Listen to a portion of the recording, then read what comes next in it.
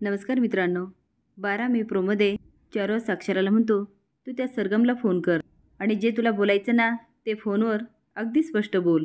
आता पहिले अक्षरा अधिपतीला फोन करते. अधिपती म्हणतो, हां मास्तरीबाई बोला ना. ती अधिपती, तुम्ही कामात आहे का? अधिपती म्हणतो, नाही हो नाही, तुम्ही बोला ना. आता अक्षरा बोलायला लागते. तेवढ्यात अधिपती म्हणतो, मास्तरीबाई तुम्हाला 2 मिनिटात फोन करतो हां. अक्षरा म्हणते, का?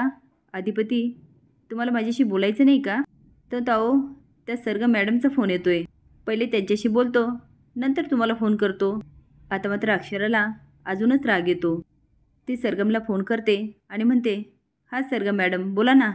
सरगम म्हणते, मी तुम्हाला नाही अधिपतींना फोन केला होता. अक्षरा म्हणते, तुम्हाला अधिपतींशी काही बोलायचं असेल ना तर मला फोन करत जा. आता सरगम अक्षराला आगाऊसारखं बोलते, मी तुम्हाला काय फोन करेल? आता अक्षरा पण तिचा चांगलाच माज उतरवते आणि म्हणते, कारण मी अधिपतींची बायको आहे आणि तुम्ही त्यांच्या फक्त शिक्षिका आहे. तुमचं काम फक्त त्यांना संगीत शिकवायचं आहे आणि तुम्ही तेच करा. त्यांची मैत्रीण बनण्याचा प्रयत्न नका करू. आता मात्र सरगमच्या चेहऱ्यावरचा रंगच उडतो. अक्षराने फोन ठेवल्यानंतर सरगम भुवनेश्वरीला फोन करते आणि म्हणते, मॅडम ती अक्षरा मला खूप बोलली. मला म्हणाली मी त्यांची बायको आहे. अधिपतींशी बोलायचं असेल तर पहिले माझ्याशी बोलायचं. मॅडम तिला आपला संशय आला असेल का? आता भुवनेश्वरीचा चेहरा पडतो आणि ती विचारात पडते.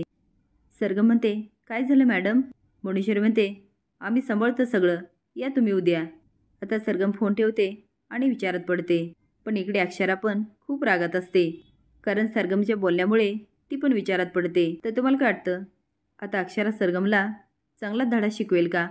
हे कमेंट बॉक्समध्ये नक्की सांगा. नवीन अपडेट जाण्यासाठी लाईक आणि सबस्क्राईब करा. धन्यवाद.